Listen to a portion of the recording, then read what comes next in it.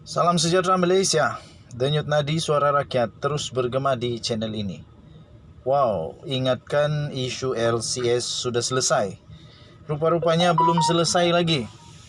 Kali ini tuan-tuan dan puan-puan, skandal LCS dibongkar pula oleh seorang lagi orang yang amat penting di Lumut. Okey. Dipetik daripada Malaysia Kini, dia kata skandal LCS beri kesan meluas di Lumut. Yang ini orang-orang berkenaan kena jawab ni. Syamuddin Hussein, Zahid Hamidi, Najib Razak, semua kena jawab perkara ini. Betulkah skandal LCS beri kesan meluas di Lumut? Ini kata Hatta Ramli. Skandal pembelian 6 kapal tempur pesisir atau LCS yang bernilai 9 bilion, patutlah banyak ni, 9 bilion yang sepatutnya dimiliki oleh Tentera Laut Diraja Malaysia TLDM, memberi kesan yang amat meluas di kerusi Parlimen Lumut. Demikian kata penyandang kerusi Parlimen Lumut, iaitu Dr. Muhammad Hatta Madramli. Dia berkata Lumut yang diisytihar sebagai bandar tentera laut, pelancongan dan maritim mempunyai pengundi yang terkesan dengan penyelewengan itu. Katanya mungkin bagi rakyat Malaysia, projek LCS ini adalah satu lagi skandal melibatkan pemimpin BN.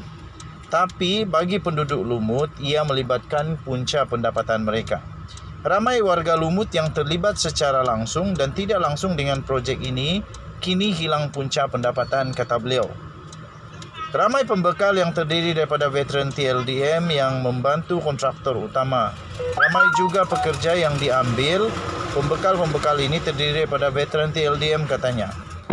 Tambahnya lagi, akibat skandal ini tidak dapat diselesaikan oleh kerajaan pada hari ini, ekonomi mereka terjejas, katanya kepada Malaysia Kini di Lumut hari ini. Nah, ini Zahid Hamidi kena jawab, Syamuddin Hussein kena jawab, Najib Razak pun kena jawab benda ni betul atau tidak. Nah, malah Menteri Besar Perak pun kena jawab benda ni, betul atau tidak perkara ini. Projek pembinaan LCS adalah perolehan terbesar dalam sejarah Kementerian Pertahanan. Dengan kos keseluruhan sebanyak 9 bilion, kontrak bagi projek itu bermula pada 2013 dan dijadualkan siap dalam masa 10 tahun. Sepatutnya kalau begitu tuan-tuan dan puan-puan, 2023 sepatutnya semua kapal sudah ada. Tetapi sampai sekarang 2022 masuk 2023 sudah 9 tahun, sebiji kapal pun belum siap. PAC dalam laporannya pada Ogos lalu mendedahkan bahawa kerajaan sudah pun membayar sebanyak lebih daripada 6 bilion untuk projek 5 kapal LCS kepada sebuah syarikat yang dilaksanakan secara rundingan terus. Namun tidak ada kapal yang diterima sehingga pada setakat ini. Dr. Hatta berkata suasana ekonomi di Lumut terkesan susulan ekonomi perniagaan yang berkaitan dengan pembinaan kapal itu yang tidak berjalan dan beberapa industri seperti petrol dan gas yang belum dimulakan serta isu pekerja asing yang dibawa masuk. Menurutnya, ramai veteran TLDM yang terlibat dalam projek ini kini tiada mata pencarian, terpaksa beralih kepada kerja-kerja yang lain. Katanya pembekal-pembekal ini masih tidak dibayar walaupun 6 bilion ringgit Malaysia telah dibelanjakan untuk pembinaan kapal. Ada syarikat yang sebelum ini mengambil beratus orang, kini tinggal 15 atau 20 orang saja, tidak dapat mengekalkan pekerja kerana tidak dibayar, katanya. Menurutnya, ketika dia menjadi ahli PAC, dia bersetuju dengan cadangan hutang pembekal perlu dibayar secepat mungkin. Sebahagian peruntukan telah dibayar untuk melunaskan hutang-hutang syarikat lama berkaitan dengan kontraktor utama yang tidak ada kaitan dengan projek LCS, katanya. Tambahnya lagi, sama ada itu mengikut peraturan keuangan kerajaan, kita tidak tahu, katanya. Okey, jadi ini perlu dijawab oleh orang-orang tertentu. Sila jawab kerana sekarang pilihan raya. Ini boleh menjadi senjata utama pembangkang ataupun lawan parti lawan untuk melawan menggunakan isu ini. Denyut nadi suara rakyat bergema di channel ini. Jangan lupa tekan butang subscribe, like dan share. Kita jumpa lagi. Bye-bye. Salam sejahtera Malaysia. Selamat pagi tuan-tuan dan puan-puan yang dihormati sekalian. Baru sebentar tadi saya ada upload satu video. Kamu boleh tengok di dalam video-video saya. Tentang satu kajian Kajian secara umum terbuka, siapakah yang menang di bagian Datuk? Adakah Zahid Hamidi boleh menang? Yang mengejutkan, Zahid Hamidi ternyata kalah teruk dalam undian itu.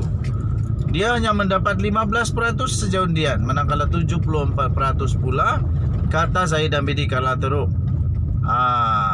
Okay, so memang agak mengejutkan lah. Dan responden pun ramai, lebih ramai daripada mana-mana kajian yang dibuat saat ini. Termasuk daripada akhbar-akhbar. Kajian saya ramai, 5,000 lebih yang ambil bahagian. Dan yang kedua ini tuan-tuan dan puan, satu lagi kajian persepsi umum. Ini kajian persepsi umum secara terbuka ya, tiada kena mengena dengan parti, tiada kena mengena dengan siapa yang disuka, tiada. Tapi yang ini persepsi umum. Dan ini pun ramai juga yang ikut tuan-tuan dan puan. Lebih 2.700 responden secara terbuka yang saya tak kenal, saya tak tahu. Dia ni budak tadika kah, paci-paci maci-maci orang tua kah, apakah? Tapi ini dibuat secara terbuka. Dan untuk kajian kedua ini tuan-tuan dan puan, saya punya tajuk ialah sebenarnya siapa PM ke-10 kalau BN menang? Zahid Hamidi atau Ismail Sabri? Itu adalah satu kajian persepsi umum. Apa pendapat mereka dengan keadaan yang sedang melanda BN UMNO sekarang ini? Keadaannya ialah Zahid Hamidi Presiden UMNO dan pengerusi BN. Manakala Ismail Sabri Yaakob pula adalah Perdana Menteri Malaysia dan hanya naib Presiden UMNO. Jadi kita mau tengok persepsi umum. Apa penerimaan umum? Adakah mereka dapat menerima Ismail Sabri dicadangkan atau diumumkan sebagai Perdana Menteri seterusnya dan kekal menjadi Perdana Menteri, ataupun persepsi umum mengatakan bahawa itu tidak akan terjadi, ataupun persepsi umum akan berkata bahawa sebenarnya yang akan jadi Perdana Menteri bukan Ismail Sabri Yaakob tapi Zahid Hamidi. Jadi tuan-tuan dan puan yang sudah mengambil bahagian dalam undian persepsi umum ini sebanyak 2.700 lebih, hampir 3.000. Itu pun baru 7 jam. Baru 7 jam kajian ini dilaksanakan. Dan keputusannya memang agak-agak mengejutkan. Ada 5 pilihan yang saya berikan. Saya dahulukan dengan undian yang paling rendah. Undian yang paling rendah berkata, Tok Matasan potong barisan. Ada juga yang mengatakan Tok Matasan yang tiba-tiba akan jadi Perdana Menteri. Lepas itu 8% lagi mengatakan tiba-tiba ada langkah khianat lagi. Wow, ada langkah khianat lagi kah? Akan ada langkah Sheraton lagi kah? Langkah Kajang kah? Langkah Bendul kah? Langkah lompat tai kambing kah? Yalah, tahan dapat pijak tai kambing pula, mestilah lompat. Mestilah langkah, atau langkah 1000 kah? Kita tak pasti. Tapi ada orang kata 8% mengatakan tiba-tiba ada langkah khianat lagi. Dan ini yang mengejutkan tuan-tuan dan puan-puan. Hanya 11% memberikan pendapat. Hanya 11% sahaja tahu. 11% persepsi umum mengatakan Ismail Sabri akan jadi Perdana Menteri. Makna kata secara ringkas, Ismail Sabri Yaakob menurut undian ini, menurut persepsi umum dalam kajian ini, Ismail Sabri tidak akan jadi Perdana Menteri selepas BN UMNO menang. 35% mengatakan bukan Zahid Hamidi dan bukan Ismail Sabri yang akan jadi Perdana Menteri kalau BN UMNO menang. Dan yang mengejutkan, majority 38%. Majority tuan-tuan dan puan-puan, 38% majority menang mengatakan Zahid Hamidi lah yang jadi Perdana Menteri nanti. Jadi sekali lagi tuan-tuan dan puan-puan, ini kajian secara terbuka.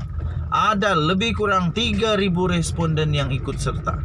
Jadi mereka membagikan persepsi umum secara bebas. Tidak ada apa-apa pun pengaruh dalam undian mereka ini. Tidak ada pengaruh. Saya tidak bagi dorang duit, saya tidak pujuk dorang, tiada. Tapi mereka berkata sebenarnya yang akan jadi Perdana Menteri kalau BN UMNO menang bukanlah Ismail Sabri Yaakob tapi Zahid Hamidi. Wow, ini memang mengejutkan. Saya sudah sampai di destinasi. Dan tadi Suara Rakyat bergema di channel ini. Saya casting dulu, bye-bye. Bye-bye, saya memancing dulu. Kasih tenang dulu pikiran. Zahid Hamidi tidak pernah bagi saya duit. Ismail Sabri pun tidak pernah bagi saya duit. Kita jumpa lagi, bye-bye.